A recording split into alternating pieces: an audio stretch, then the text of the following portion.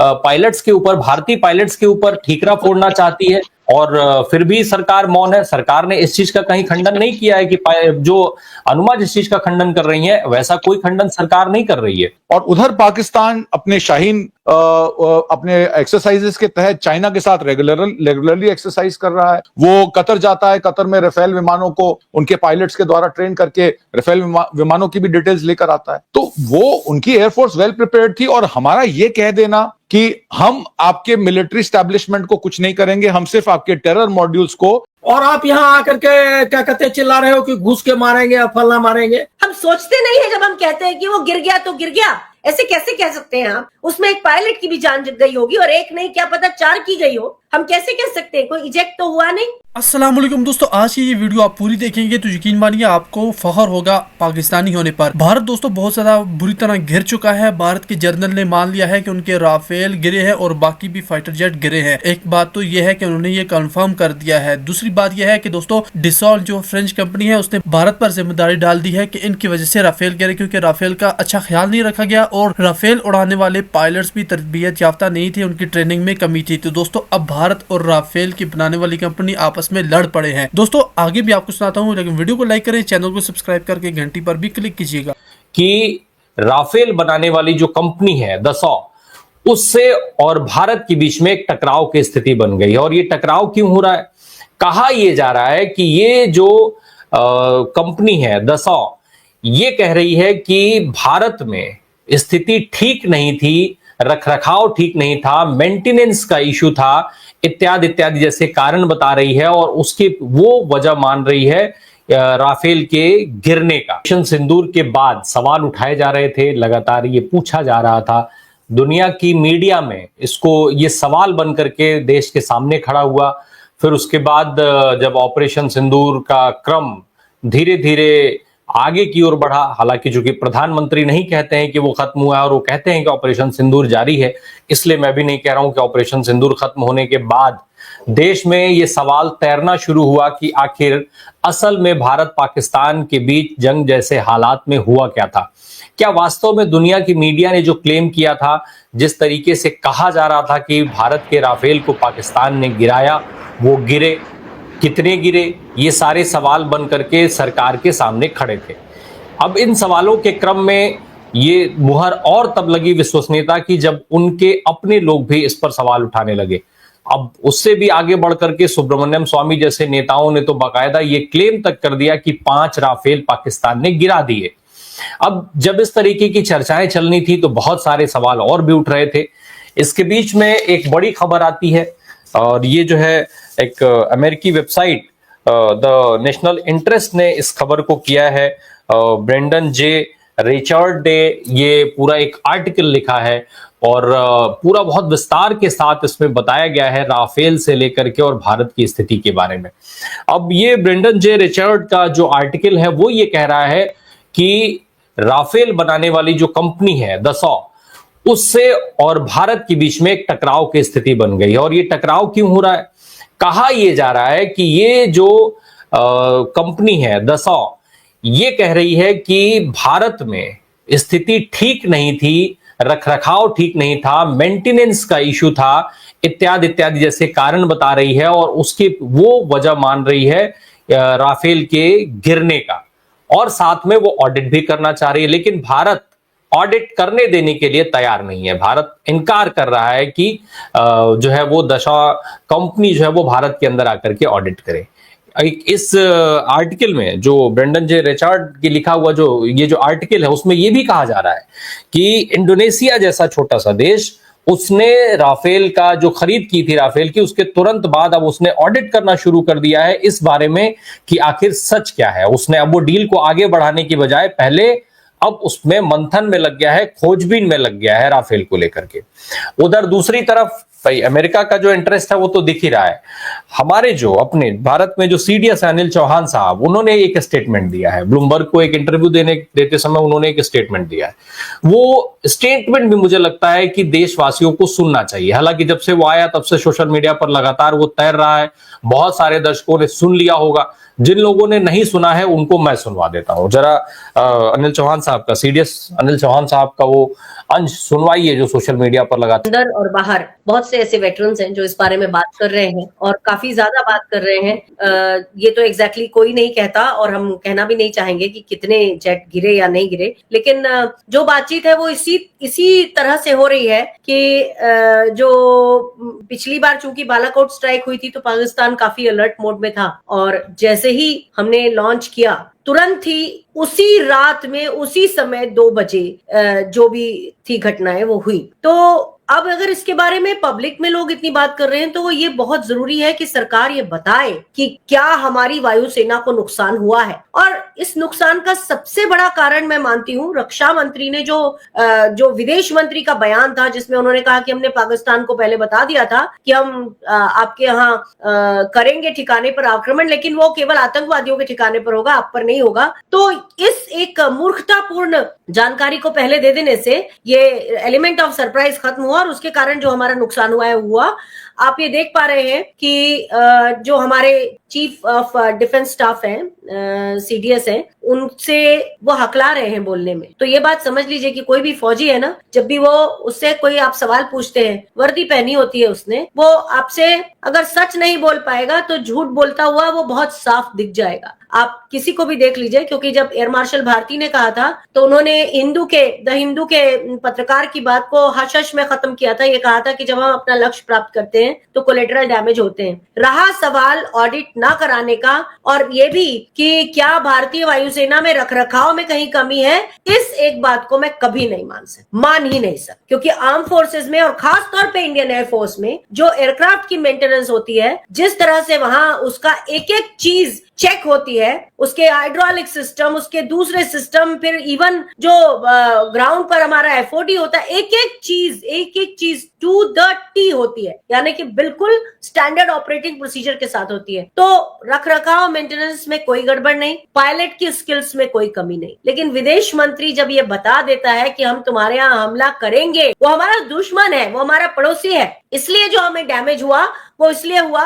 लोग इन्फ्रेंस लगा रहे हैं कि उस दिन राफेल के जो शेयर्स थे बहुत डाउन हो गए थे और चेंगडू के जो शेयर्स थे वो बढ़ गए थे। ये सब बातें अपनी जगह, मैं सिर्फ इतना जानती हूँ कि नुकसान हुआ है और सीडीएस का हकलाना ये साफ करता है कि वो उसकी पुष्टि नहीं कर पा रहे हैं, लेकिन वो झूठ नहीं बोल पा रहे हैं। ये मुझे बहुत साफ दिख रहा है और ऑडिट कराना चाहिए सरकार को। कहीं पर भी ये देश की, अपने देश का लोकतंत्र है, देश के लोग हैं, उनके टैक्स पेयर्स के पैसे आते हैं जिसके कारण हम अपने आयुध भी खरीदते हैं, सब कुछ करते हैं। सरकार को बिल्कुल इस बात को साफ तौर पर पूरे देश के सामने रखना चाहिए। अगर ऐसा कुछ हुआ भी है तो देश उन्हें माफ करेगा, क्योंकि पाकिस्तान का भी नुकसान हमने किया है और इस तरह से लोग हमेशा सेनाओं के साथ और सरकार के साथ रहेंगे, लेकिन ये उनको बताना बहुत जरूरी है। तो क्या माना जाए कि कंपनी जानबूझ करके पायलट्स के ऊपर, भारतीय पायलट्स के ऊपर ठीकरा फोड़ना चाहती है और फिर भी सरकार मौन है? सरकार ने इस चीज का कहीं खंडन नहीं किया है कि जो अनुमा जिस चीज का खंडन कर रही है वैसा कोई खंडन सरकार नहीं कर रही है। देखिए रामप्रकाश जी, अनुमा जी ने बिल्कुल ठीक कहा है। हमारी सेना पर सवाल करना, पायलट्स की ट्रेनिंग पर सवाल करना, ये गंभीर विषय है। सरकार को इसका जवाब देना चाहिए। हम भी नहीं मानना चाहते कि हमारी वायुसेना में पायलट ट्रेंड नहीं है, इसलिए वो जहाज हमारे गिरा दिए गए दुश्मन द्वारा। सरकार ने कमेटी गठित कर दी है, सीडीएस से जो पूछा है, कमोबेश उसमें एक तरह की स्वीकारोक्ति है कि हमारे जंगी जहाज गिरे, हमारा एक मिग गिरा, सुखोई गिरा या एक भी नहीं गिरा। अंततः ये सच्चाई एक दिन देश के सामने आ जाएगी। ऑडिट की बात अभी अनुमा जी ने कही थी, ऑडिट होना चाहिए। छोटे छोटे देश ऑडिट करते हैं अपने साजो सामान का, जंगी जहाजों का, हर चीज का। इतने बड़े ऑपरेशन के बाद भी इसका ऑडिट होना चाहिए, लेखा जोखा होना चाहिए। चलिए आप यही घोषणा कर दीजिए, सरकार यही कर दे कि हम एक इंटरनल ऑडिट करा रहे हैं। हमारी सेना मुख्यालय, रक्षा मंत्रालय, सरकार इसका हिसाब किताब लगा रही है और जब समय आएगा तब बता दिया जाए। कुछ भी बताने को तैयार नहीं। और अंतिम बात जो अनुमा जी ने कही कि जो विदेश मंत्री ने पहले सूचना दे दी, इससे बड़ी कोई रणनीतिक भूल सैन्य इतिहास में मुझे याद नहीं आता। दुनिया में कहीं नहीं होता कि आप अपने शत्रु राष्ट्र पर, घोषित शत्रु राष्ट्र नहीं है पाकिस्तान, लेकिन हम तो ऐसे ही मानते हैं कि दुश्मन देश है। भारत सरकार की घोषणाओं में अभी तक पाकिस्तान शत्रु देश नहीं है, शत्रु राष्ट्र नहीं। उसे आप पहले सूचना दे रहे हैं, काउंटर नहीं किया होगा और उसके बाद तक किए ही है। सीज फायर के दिन तक ड्रोन घूम रहे थे, लगातार खंडन होता रहा। और अंतिम बात, इस पूरे दौर सबसे ज्यादा झूठ इस देश को झेलना पड़ा है। खुद सीडीएस ने भी इसी विदेश यात्रा में कहा है कि हमारी बहुत बड़ी ऊर्जा तो 15% ऊर्जा इसमें चली गई, क्योंकि ऑपरेशन सिंदूर को लेकर जो झूठ फैलाए जा रहे थे उनकी काट हमें करने में बहुत समय लगाना पड़ा। इसके लिए भी कोई ना कोई तो जिम्मेदार। सरकार ने अपने स्तर पर समय रहते, जिस दिन गोदी मीडिया ने जो कहा था कि इस्लामाबाद पहुंच गई है फौज, कराची जल रहा है, लाहौर पर कब्जा हो गया, तुरंत खंडन सरकार ने क्यों नहीं किया?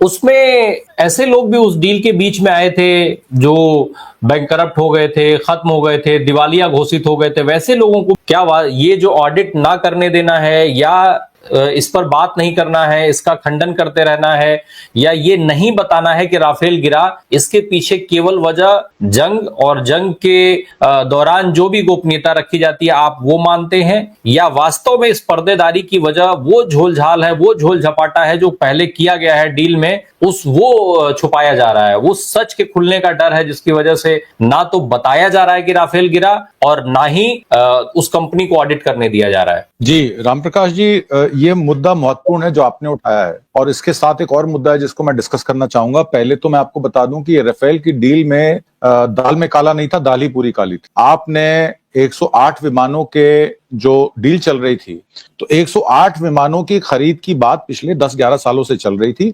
नेगोशिएशंस थी जिसमें टेक्निकल ट्रांसफर को लेकर, सोर्स कोड्स को लेकर यही नेगोशिएशन हो रही थी। और 2014 में मनमोहन सिंह की सरकार जाती है, मोदी जी की सरकार आती है, और Modi ji government to government deal करके और 36 विमानों का सौदा भी पटा लेते हैं, और अमाउंट जो होता है वो वही रहता है। तो 1697 करोड़ रुपए का विमान जब खरीदा गया तो पार्लियामेंट के पटल पर पूछा गया कि भाई ये 1697 करोड़ का विमान जो कि 350 करोड़ में आना था, तो ये कैसे, इसकी एनहांसमेंट्स क्या हैं, विमान की कॉस्ट को इस तरीके से 4 गुना 5 गुना क्यों किया गया, इसके बारे में कोई चर्चा नहीं हुई। उनके सोर्स कोड के बारे में अब खुलासा आया कि राफेल विमान का सोर्स कोड हम मांग रहे हैं और सोर्स कोड नहीं दिया जा रहा है। उसका अगर आप ब्रेक कर सकते हैं कोड, तो आप अपना राफेल का भी सोर्स कोड ब्रेक कर सकते हैं, इसमें क्या दिक्कत। फिर आपने जिक्र किया कि इस प्रॉब्लम को कहां तक पीछे सोचा जाए। तो इस प्रॉब्लम को, एक तो मैंने आपको बताया सोर्सिंग में जिस तरीके की अपना मनमोहन सरकार जिस तरीके से एक डिफेंस पार्लियामेंट पैनल बनाकर और उसकी पूरे पहलुओं पर चर्चा कर रही थी, जेपीसी के द्वारा उसको ऑब्जर्व किया जा रहा था, उसको सारे को कट शॉर्ट करके उस विमान के खरीद की बात की गई। और उस खरीदो फरोख्त में कुछ ऐसे एजेंटों को शामिल किया गया जिसमें राफेल के बाद जो रिलायंस जो एरोस्पेस है उनको उसका ऑफसेट कॉन्ट्रैक्ट दे दिया गया।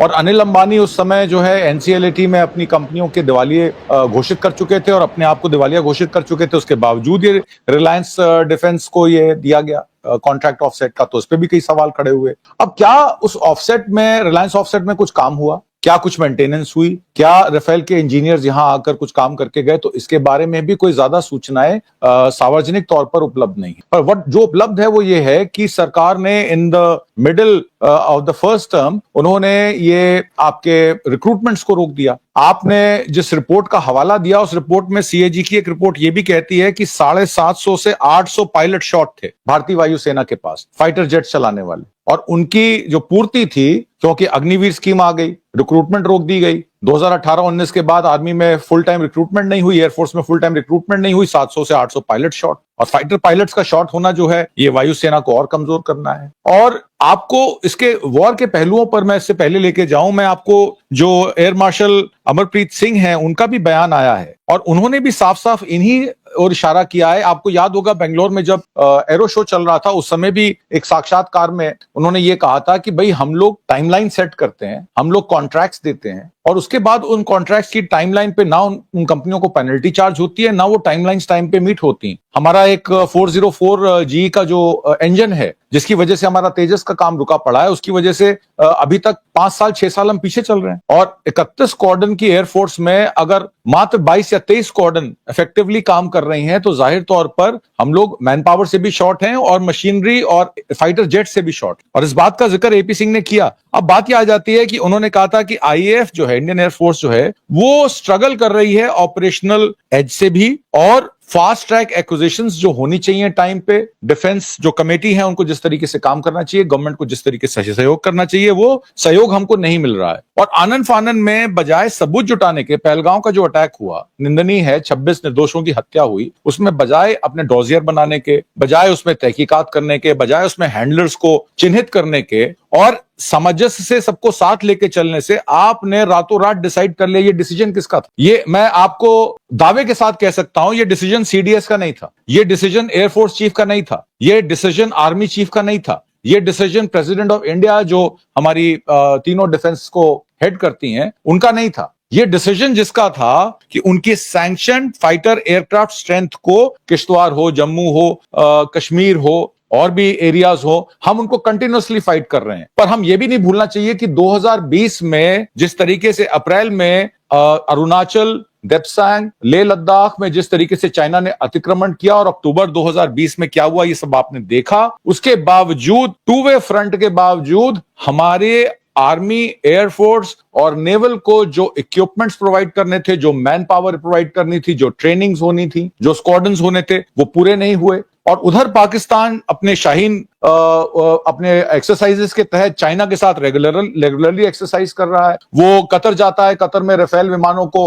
उनके पायलट्स के द्वारा ट्रेन करके राफेल विमानों की भी डिटेल्स लेकर आता है। तो वो उनकी एयरफोर्स वेल प्रिपेयर्ड थी। और हमारा ये कह देना कि हम आपके मिलिट्री स्टैब्लिशमेंट को कुछ नहीं करेंगे, हम सिर्फ आपके टेरर मॉड्यूल्स को, या जहां पे जैश ए मोहम्मद है या जहां पे लश्कर तैयबा है, सिर्फ उन्हीं चीजों को चिन्हित करेंगे जैसे हमने बालाकोट किया था, तो उसमें आप हमें कुछ मत करिएगा। तो ये बेवकूफी वाली बात एक्सटर्नल अफेयर्स मिनिस्टर के मुंह से निकल गया और इस वजह से पार्टी को जो है वो सामना करना पड़ा। बाद में उन्होंने विड्रॉ किया उस बात कि हमने तो ये कहा ही नहीं। तो अब कहने का मतलब ये है कि जब आपकी प्रोक्योरमेंट प्रॉपर नहीं हो रही है, आपके पास प्रॉपर मैन पावर नहीं है, आपके पास ऑप्शन है उसके डॉजियर बनाने का, जो पिछले 26/11 के जितने भी इंसिडेंट हुए हैं मनमोहन सिंह सरकार के समय और उससे पहले भी, हमने डॉजियर के तहत, प्रूफ्स के तहत, यूएन सिक्योरिटी काउंसिल के थ्रू लोगों को सजा दिलाने का काम किया है। अगर तहफुर राना आज वापस एक्स्ट्राडाइट हुए हैं अमेरिका से, तो उसी चीज की बदौलत हुए, और 26/11 के दोषियों को हम सजा दिला पाए तो उसी के तहत। तो एक चीज का एक फॉर्मेट होता है, एक चीज को एक तरीके से किया जाता है। हमारी मोदी सरकार जो है वो मोदी जी की सेना है, मोदी जी की सेना मोदी जी के आगे नतमस्तक है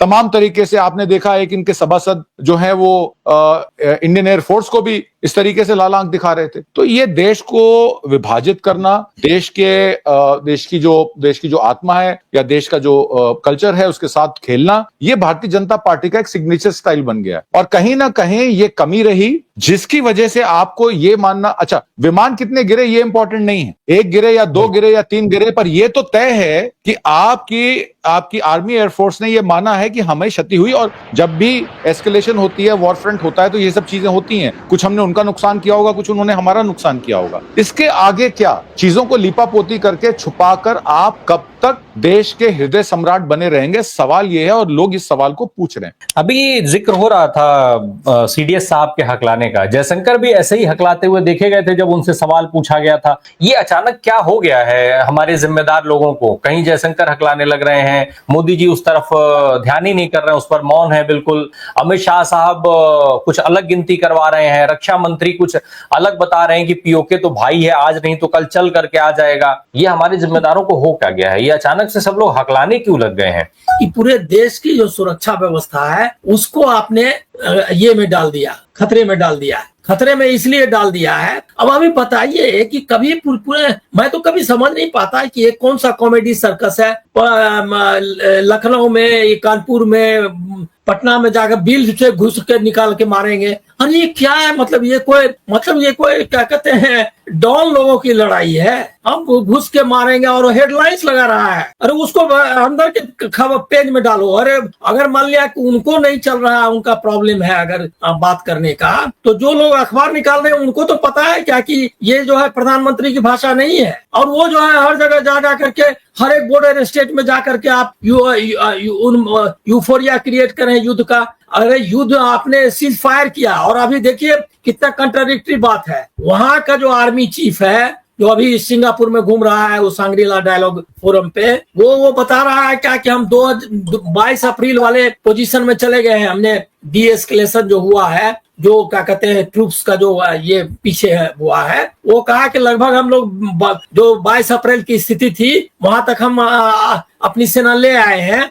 और आगे भी पीछे किया जाएगा। अब आप तो एक तो आर्मी जो है वो वहां पर आप क्या कहते हैं बॉर्डर से हट करके मतलब कि शांति व्यवस्था क्रिएट कर रही है, और आप यहाँ आकर के क्या कहते हैं चिल्ला रहे हो कि घुस के मारेंगे या फलना मारेंगे। तो आप उसको बंद करो ना। तो फिर उसके बाद सेना पीछे क्यों हट रही है यहाँ हमारी और उसकी, और हम बॉर्डर को तनाव मुक्त करना चाहते हैं। इसका मतलब है क्या कि आप कर कुछ रहे हैं और उसका जवाब कुछ कर। आप वहां डायरेक्ट बोल रहे थे कि हमारा जो ये है अटैक है वो नॉन एस्केलेटरी है, और उसके बाद बोल रहे हैं कि हमने ये गिरा दिया, वो मार दिया, ऐसे कर दिया। और उसके बाद हमारी जो क्या कहते हैं मीडिया दस्ता है आर्मी का, क्या कहते हैं बीजेपी की जो ये आर्मी है प्रोपेगेंडा आर्मी, वो जो आगे बढ़ के इस्लामाबाद छीन रही है और क्या कहते हैं लाहौर पे कब्जा कर रही है। अरे जो सच्चाई है वो बताइए ना कि हमारा सीज फायर हो गया है, हमारी सेना दोनों जगह पीछे हट रही है, सीमा पे तनाव नहीं रहेगा। यहाँ आकर के युद्धोन्माद क्रिएट कर रहे हैं और वहां पर आप जो है सो क्या ये कर रहे हैं। और उसके बाद आपका ट्रम्प का किस्सा आपने सुना ही। अब अभी देखिए क्या हुआ है, जियोपॉलिटिकल सिचुएशन में हम इतना बुरी स्थिति में फंस गए हैं कि कोई कंट्री हो गया है ना 7 डेलीगेशन घूम घाम क्या मतलब लौट रहा है या पहुंच जाएगा, सब वापस आ जाएगा लगभग। वो सब जो है कौन सा किस कंट्री ने खुल करके आगे बताया कि आप जो है हम इंडिया के साथ हैं पाकिस्तान के मामले में। मतलब किस तरह का चल रहा है। डिफेंस मिनिस्टर हमारे बोल रहे हैं कि अगर नेवी हरकत में आ जाती तो 4 टुकड़े करवा देते। और ये क्या मतलब नेवी और आर्मी और क्या कहते हैं एयरफोर्स क्या अलग अलग है क्या? बोला कि नेवी नहीं आई सामने, अगर नेवी आ जाती तो अभी मैं कहीं अखबार में मतलब आज के अखबार में छपा है कि वो नेवी कोई INS विक्रांत के फंक्शन में उन्होंने कहा। अरे ये क्या क्या बकवास किए जा रहे हैं। और उसके बाद बता रहे हैं क्या कि जो ये क्या कहते हैं यहाँ आपका CDS कुछ बता रहा है, जयशंकर ने कुछ बताया रफाल के बारे में, पूरे दुनिया में छपने लगा ये। लेकिन मैं देखिए इसमें भी मैं ये नहीं मानता कि जो रफाल के बारे में जो अमेरिकी अखबार छाप रहे हैं वो प्रोपेगेंडा वार का हिस्सा नहीं है। आप नोम चोम्स्की की किताब पढ़ लीजिए, आपको पता चलेगा कि किस तरह से जो आर्म्स इंडस्ट्री है अमेरिका की वही चलाती है वहां का अखबारों को, और वो उनका मुख्य धंधा है। और वो जो है सो युद्ध करवाते भी हैं और युद्ध भड़काते भी हैं और आर्म्स इंडस्ट्री के लिए ये करते हैं। इसीलिए उसको भी हम उसको एज इट इज ना मान लें कि रफाल की ऑडिट की बात जो खबर उन्होंने कही है दसॉ कंपनी के बारे में, लेकिन कम से कम उसको पार्लियामेंट को तो बताइए कि आपने जो डील किया है उसमें सोर्स कोड का क्या हिसाब है, रफाल का दाम का वो तो हुआ नहीं। उस पर तो खबर छापी थी ना, हिंदू ने तो बकायदा पूरी रिपोर्ट छाप दी थी कि क्या कहते हैं जब उसका डील हो रहा था तो जो डॉक्यूमेंट्स थे वो सब छापे थे उसने। लेकिन सुप्रीम कोर्ट ने ये कर दिया, कुछ नहीं आगे बढ़ा। तो एक सबसे मुख्य मुद्दा ये भी जो कांग्रेस या जो बाकी लोगों को है उनको DRDO उसको कमजोर किया, ऑर्डिनेंस फैक्ट्रीज को कमजोर किया, उसके बाद जो है उसके ट्रेड यूनियंस उसको ताकत दीजिए, ये सब भी जो है। और उसके बाद अभी जो है तो इसीलिए बेसिक मुद्दा ये है कि अकाउंटेबिलिटी जो है वो गिरा नहीं, लड़ा नहीं। वो सवाल क्या पूछेंगे, मैं ये कह रहा हूं वो तो सवाल ये पूछते हैं कि आप 18 घंटे काम कर कैसे लेते हैं। वो ये जानना चाहते हैं कि आप बायोलॉजिकल हैं कि नॉन बायोलॉजिकल हैं। वो तो ये सवाल करते हैं ना। तो वो तो यही सवाल पूछेंगे कि आपने घर में घुस के मारने की ये जो रणनीति है वो आपके दिमाग में आई कैसे। वो तो ये जानना चाहेंगे ना। वहां ये थोड़ी पूछना, ये कोई पूछेगा नहीं कि उस डील में क्या हुआ था। 2-3 लाइन और मैं बोल दूं, एक बात 2-3 लाइन बोल दूं।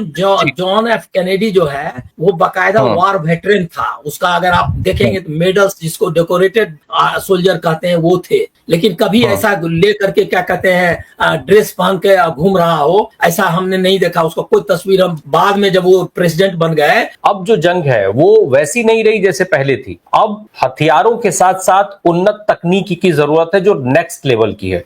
लेकिन हम लोगों ने अभी तक जो भी परचेज किए हैं वो हमेशा एक जनरेशन 2 जनरेशन हम पीछे चलते आ रहे हैं। हम लगातार ये देख रहे हैं। अभी भी जो लेटेस्ट डील की बात हो रही थी कि अमेरिका के साथ प्रधानमंत्री जी ने जो डील किया, उस डील में जो हमें रक्षा उपकरण मिल रहे थे, जो हथियार देने की बात हो रही थी, वो सब 2 जनरेशन कम से कम पीछे की थी। इनफैक्ट एलन मस्क जैसे लोगों ने उनको उसको कबाड़ तक कह दिया था। ये सारी चीजें थी।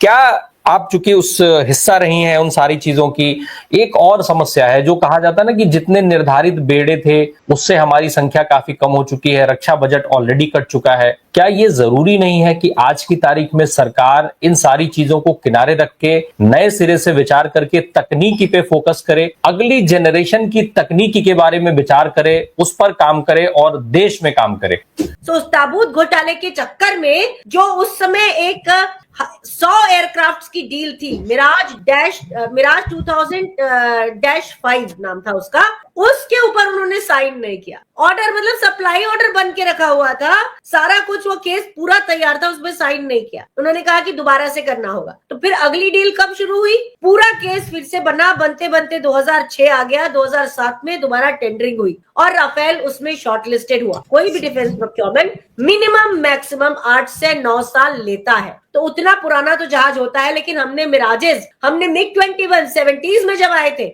800 मिग 21 आए थे हमारे पास, अपने समय का प्रीमियर मोस्ट एयरक्राफ्ट था। हमने हमेशा अपने समय के प्रीमियर मोस्ट एयरक्राफ्ट लिए हैं, बशर्ते उनके प्रोक्योरमेंट में राफेल जैसी देर ना हो गई हो। अब अगर कल परसों से अमेरिका ये कह रहा है कि हम F-35 देंगे और हमारी भी सरकार कूद कूद के कह रही है कि हमें F-35 चाहिए, और उससे एक चीज और समझ में आती है कि सारा दोष जो है राफेल के ऊपर लगाना चाहते हैं। दरअसल दोष सिर्फ इस चीज का है, आपके पास दूसरी तकनीकें भी हैं, आप दूसरे तरह से सरप्राइज दोबारा से कर सकते थे क्रिएट। आपने बता के उनको किया और वो बिल्कुल तैयार बैठे थे। जो भी हमारा लॉस हुआ है उनके एयर डिफेंस सिस्टम से हमारे जहाज डिटेक्ट हो गए और तुरंत उनके ऊपर कार्रवाई हो गई, जिसके कारण जो आज पूरी दुनिया बात कर रही है, अगर वो बातें एयरफोर्स भी कह दे तो उसमें कोई बुराई नहीं है। और मैं एक बात से बहुत नाराज हूं, आपके इतने समझदार और इतने, आप क्या समझते हैं, वो मशीन के पीछे एक आदमी था, उसके पीछे उसका पूरा घर था, उसका पूरा परिवार था। हम सोचते नहीं है जब हम कहते हैं कि वो गिर गया तो गिर गया,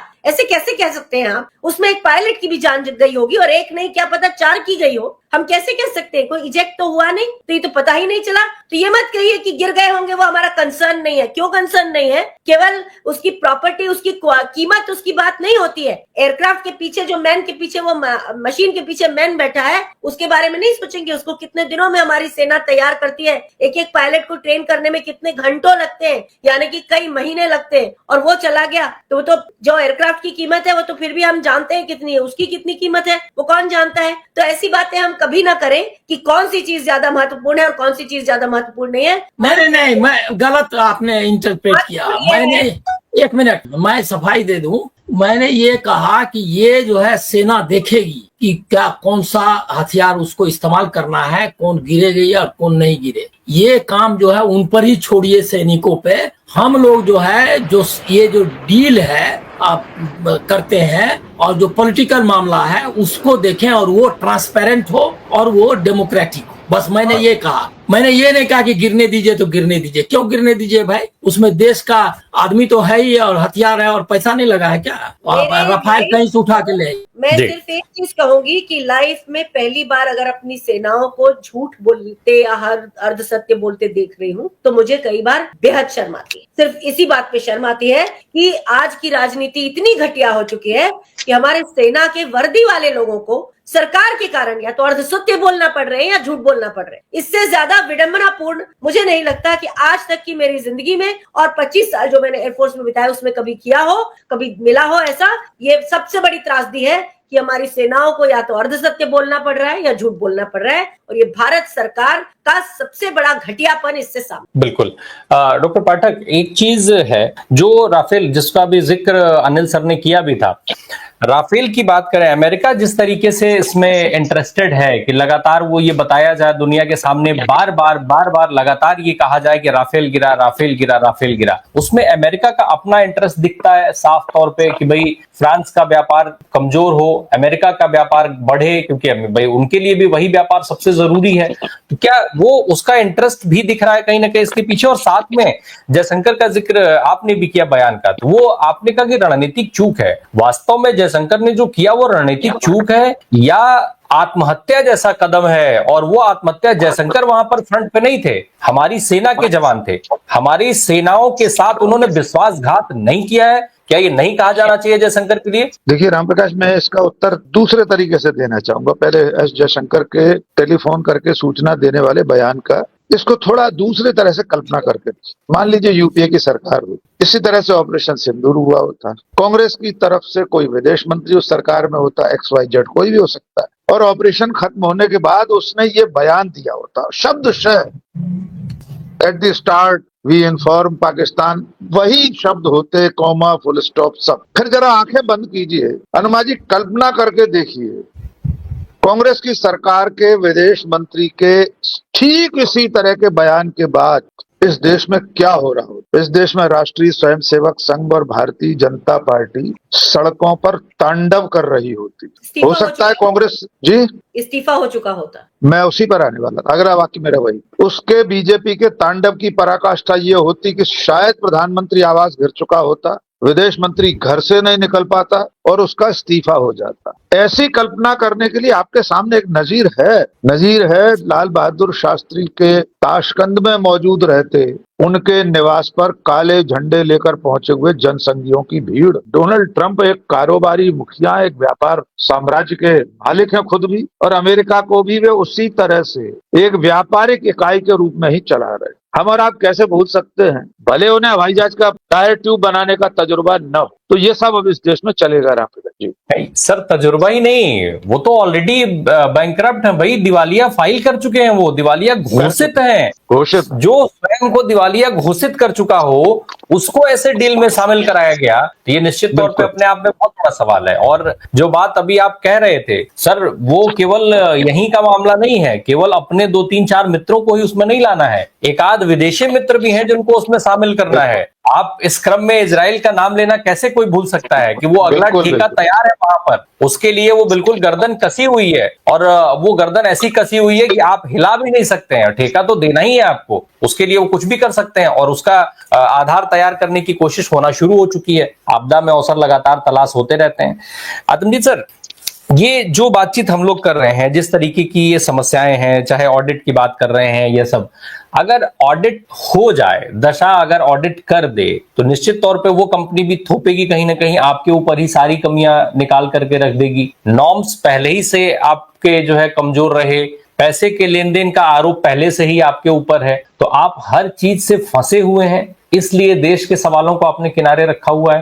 बिल्कुल ठीक कहा आपने, क्योंकि अगर आपको याद हो, प्रधानमंत्री मोदी जब अपना डेलीगेशन लेके राष्ट्रपति डोनाल्ड ट्रंप से मिलने गए तो उनका अभिवादन उस तरीके से नहीं हुआ जो बाकी देशों के जो हेड्स थे उनका हुआ। और आपने देखा एलन मस्क और उनकी नैनी के बच्चे, उनके साथ उनकी मीटिंग कराई गई। एक तरफ हमारा पूरा व्यापार मंडल, हमारे NSA बैठे हुए थे, प्रधानमंत्री मोदी बैठे हुए थे, दूसरी तरफ एलन मस्क की फैमिली बैठी हुई। इस तरीके का नजारा जब देखने को मिला तो आपको लगा कि सिक्योरिटी एक्सचेंज कमीशन का जो केस चल रहा है अदानी के ऊपर, उसको लेकर किसी तरीके से मोदी जी जो है कॉम्प्रोमाइज थे। और आपको ये भी याद होगा कि F-35 विमान खरीदने की बात ये खुद राष्ट्रपति डोनाल्ड ट्रंप ने कही, जबकि उन्हीं के एलन मस्क जो हैं डिपार्टमेंट ऑफ जस्टिस के कहते हैं ये कूड़ा है, हमें तो 6th और 7th जनरेशन की तरफ जाना है। चाइना तो ऑलरेडी J-35 और अपने 5th जनरेशन और 6th जनरेशन की प्लेन 6th जनरेशन और 7th जनरेशन की ओर बढ़ रहा है। 6th जनरेशन के प्रोटोटाइप वो बना चुका है, तो हम क्यों F-35 खरीदें।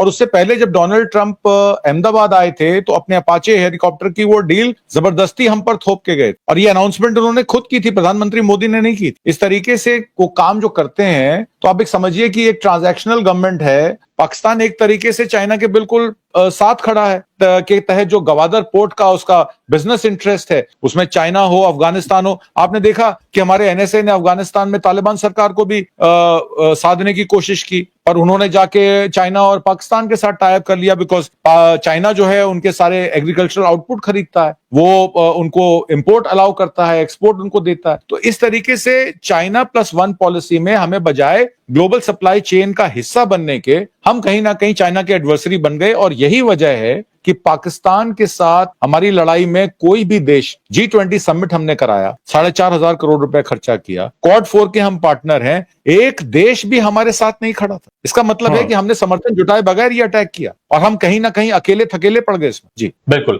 अनिल सर, ये जो हालात हैं वो कहीं ऐसे नहीं दिख रहे हैं कि ये रणनीति और ये सब चूक नहीं या कोई फेल्योर नहीं, बल्कि साफ तौर पे आज हम ऐसी स्थिति में पहुंच चुके हैं कि हमारे पास ना तो आर्थिक नीति है, ना व्यापार की नीति है, ना कोई रणनीति है, ना कोई विदेश नीति है। साफ तौर पे हम ऐसे स्टेज में नहीं खड़े हैं आज की तारीख में। ये नॉन निगोशिएबल है। अरे क्या चल रहा है हमको, मैं तो कॉमेडी के अलावा इसमें कुछ नहीं देखता। बिल्कुल।